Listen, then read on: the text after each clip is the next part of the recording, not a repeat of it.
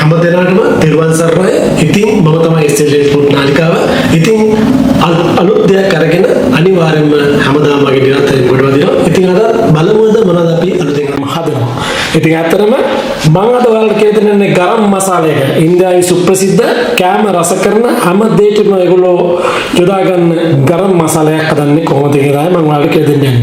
ඉතින් මම නිරන්තරයෙන්ම මගේ SLA ෆුඩ් නාලිකාව හරහා ඔයාලට ඉතාම වැදගත් අද්විතීය නොදකපු රෙසිපි තමයි මම ඉදිරිපත් කරන්නේ. ඉතින් මේ තියෙන්නේ කුරුඳු පොතු. කුරුඳු පොතු ග්‍රෑම් මෙතන අරන් තියෙනවා ග්‍රෑම් 30ක්. ඉතින් මොකද වේලම කුරුඳු පොතු. මේ තියෙන්නේ ඔයගොල්ලෝ දන්නවා අපි කියන නට්මේට් කියලා ඉංග්‍රීසියෙන් මේ නට්මේට් එක නෙමෙයි නට්මේ බසාවාසි කියලා කියන්නේ මේක තමයි. හරිද? සාධික ගෙඩියේ උඩ පොත්ත මේ තියෙන්නේ. හරිද? උඩ කියන්නේ මේ රතු පාටට හැදෙන පොත්ත තමයි මේ තියෙන්නේ. මේක අනිවාර්යයෙන්ම ඕනේ. මේ තියෙන්නේ ස්ටාර් සීඩ්ස් එක. මට මේක සිංහලෙන් කියන්න මම දන්නේ නැහැ. මේක සාමාන්‍යයෙන් අපි ලාංකික හැටියට අපි කියනවා නැටව් කියලා කියනවා. හරිද? ඒ වගේම එනසල් ග්‍රෑම් 10ක් ඕනේ, ස්ටාර් සීඩ්ස් ග්‍රෑම් 10ක් ඕනේ. ගම්මිනිසට අනිවාර්යයෙන්ම මේ ගාන ඕනේ අපිට ග්‍රෑම් 10ක් වගේ වෙනවා. ඉතින් මේකට අවශ්‍ය කරන්නේ බේලියුස්. මේ තියෙන කුරුදු කොළ ගන්න පුළුවන් බේලියුස් වල පසුගිය වීඩියෝ එක මම කරද්දී මම ඔයාලට කිව්වා මේ කුරුදු කොළ මොනවද යොදා ගන්න කියලා. කුරුදු කොළ කියන්නේ අපි විසි කරනවා කපලා. නමුත් ඔයගොල්ලෝ දන්නේ නැහැ. ඒවා පැකින් කරලා සමහර මිනිස්සු ඒවා පැකින් කරලා අපිට මේක එවනවා. ඉතින් එහෙම තමයි යොදාගන්නේ බුරියානි හදනකොට හැම දෙයකම බේලියුස් වලට ගන්නේ මේක. ඉතින් මට මංගාව තියෙන්නේ මේ බේලියුස් පොඩ්ඩක්. ඒක තමයි කරපිංච ටිකක් යොදාගත්ත හැම දෙයකම රසයිනේ. කරපිංච ටිකක් මම යාමින් ගත්තා. සූදුරු ග්‍රෑම් 10කුත් ගත්තා. කොත්තමල්ලි ග්‍රෑම් 10කුත් ගත්තා. හරිද? හරියට මේක දැන් මම මේක හදන්න යන රෙසිපි එක තමයි ගරම් මසාලා. ඉතින් අම්මේ තාත්තේ අපි බලමු මගේ සහෝදරයන්ට මම මේ ආදරෙන් කියන්නේ බලාගෙන ඉන්න නිරන්තරයෙන්ම මම මොනවද කොහොමද මේක හදන්නේ කියලා. ඉතින් මම ඉල්ලීමක් කරනවා ඔයාලා ලයික් කරලා නැත්නම් තාමත් සබ්ස්ක්‍රයිබ් කරලා නැත්නම් අනිවාර්යෙන් ලයික් කරලා සබ්ස්ක්‍රයිබ් කරලා තියාගන්න වීඩියෝ එක ඉස්සලා. ඉතින් එහෙමනම් අපි බලමු වීඩියෝ එකට ගිහිල්ලා දෙවෙනි ස්ටෙප් එක කොහොමද අද ගරම් මසාලයක් හදන්නේ කියලා. ඉතින් දැන් මම මේ පෑන් එකක් ලිපේ තිබ්බා. ඔයාලට පේනවා ඇති. ඉතින් දැන් මේ ලෑස්ති කරන දේ ඔක්කොම බවුල් ටික අපි සාමාන්‍යයෙන් තොර පහ එක හදනවා වගේ මේකත් අපි පොඩ්ඩක් රත් කරගන්න ඕනේ. හරිද? ඉතින් මම ඉස්සල්ලාම මේ කොත්තමල්ලි ටික මම මේකට දාගන්නවා. හරි? ඊට පස්සේ සූත්‍ර ටිකත් මම මේකට එකතු කරනවා. දැන් අපි මම බේලුස් කොළ මේ බේලුස් කියන්නේ කුරුදු කොළ හා තව සමානව තව එකක් තියෙනවා. ඉතින් මේ කුරුදු කොළ තමයි ලංකාවේ ගොඩක් දුරට මේ කුරුදු කොළ විකුණන්න තියෙන පැකට් කරලා මේ බේලුස් වලට. ඉතින් කුරුදු කොළ ඔයගොල්ලෝ මම ඉස්සරහට කුරුදු ටික කපාගෙන කුරුදු කොළ ටික විසි කරලා දාන ගිනි තියෙනවා. සමහරක් කට්ටිය. මේ ස්ටාර් සීඩ්ස් එක මම එකතු කර ගන්නවා. ඉතින් දැන් දානවා අපි මේ සාධික වසාවාසි. හරිද? නට්මේට් ස්කින් එක. හරි? ඊළඟට එකතු කර ගන්නවා කුරුඳු පොතු ටික. ඉතින් මේ මසාලයක හදන්න මේ ද්‍රව්‍ය අනිවාර්යෙන් මේකට එකතු කර ගන්න ඕනේ. ඒ වගේම කරම් නැටි. ඒ වගේම කරම් නැටි මේ එන සාද මට අමතක වුණා. කරම් මේ එන සාද ටික. හරිද? මේ ගම්මිරිස්. හරි? දැන් අපි මේකට එකතු කර ගන්නවා මේ කරපිංච ටික.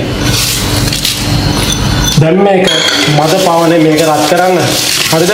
වැඩි මේ ගොඩක් වෙලා මේක ගොඩාක් ගින්දර දීලා කළු කරන්නේ නැහැ. හරිද? මේක ලස්සන පාටකට වලා ගන්න ඕනේ. හරි? ඉතින් මේක ටිකක් රත් කරලා මේ කරපිංච ටික සියක් කර වෙනකොට ඔයාලට තේරෙනවා මේ සිරිසිරි ගාන. ඒතකොට මේකත් ගානට සෙට්ලා ඉන්නේ. හරිද? ඊට පස්සේ මේක මේ මස්සකට අපි බෙන්ඩරේ දාලා කොටලා බෝතලෙට දාලා වහලා තියාගන්න. මේක තමයි ඒගොල්ලෝ හදන ගරම් මසාලා එක.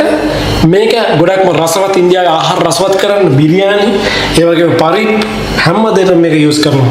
ඒ වගේම පරිප්පුවක් ඇදුවත් එයාලා මේකෙන් ටිකක් අනිවාර්යෙන් ගරම් මසාලා දානවා. ඉතින් මේ ඊටාත්ම ගුණාත්මක ශක්තිජනක ස්පයිසි එකක් තමයි මේ ගරම් මසාලා කියලා කියන්නේ. ඉතින් මම කියලා දෙන්නේ ලාංකිකයෝ ගොඩක් මේක කැමති. පිටරට ඉන්න අය දන්නවා මේකේ තියෙන රහස මොකක්ද කියන්නේ. හරිම රසයි මේක. ඉතින් ඒකින්ද ඔයගොල්ලොත් මේක හදලා බලන්න. දන්නේ නැත්නම් හදන්න. දැන් මේක බලාගෙන හදන්න. මේකේ රස දන්න කට්ටිය අනිවාර්යෙන්ම රෙසිපි හොයලා ඉන්නවනේ මෙන්න රෙසිපි. ගොඩක් කට්ටිය මගෙන් ඉල්ලීමක් කරලා තිබ්බ ගරම් මසාලා දාන විදිය හදන්න කියලා. ඉතින් ඒක තමයි මම ඉදිරිපත් කරන්න හිතුවේ.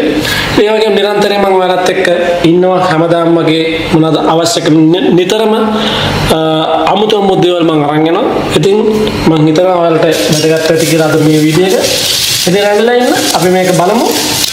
ඉතින් මම විස්තරයක් ගෙනාවේ මේ කැමරේට අදාළව ඔයගොල්ලන්ට මේක කොහොමද හදාගන්නේ කියලා. මේක ඉතිහාසයේ ඉන්දියාව මේ ගරම් මසාලා කියන එක ඉන්දියාව පාකිස්තාන වගේ රටවලින් තමයි කියන්නේ. ඉතින් හරිම සුවඳයි මේක. ඇත්තටම මාර්ම සුවඳයි. සාමාන්‍යයෙන් ඉන්දියාවේ නම් මේ කරලි යූස් එක මේක පාවිච්චි කරන අඩුයි.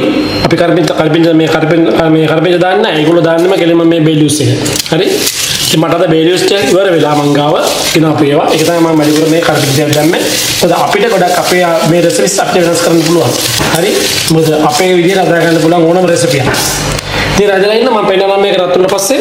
ඉතින් එමුනම් මම හිතනවා පේනවා ඇති පේනද දැන්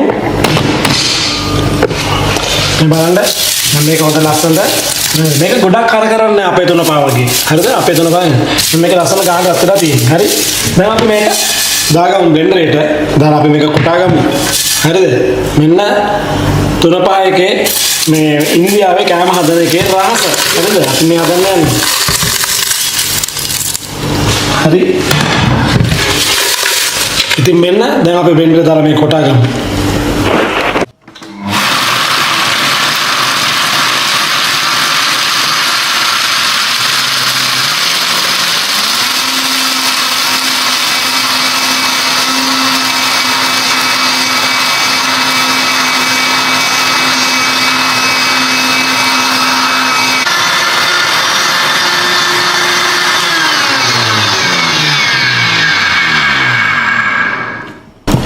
මෙන්න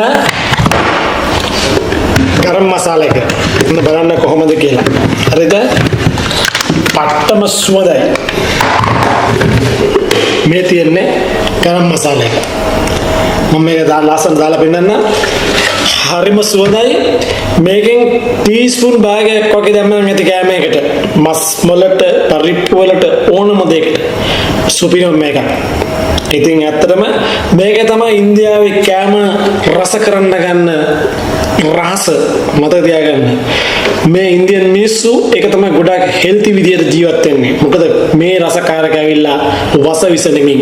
මේව ඇවිල්ලා අපේ ලංකාවේ තියෙන හොඳ අභිමානත්ව අපිට හොයාගන්න පුළුවන් වර්ග ඔක්කොම එනසාල් කරාමයිටි සාදික්ක වසාවාසයේ මේ හැමදේම ලංකාවේ තියෙනවා.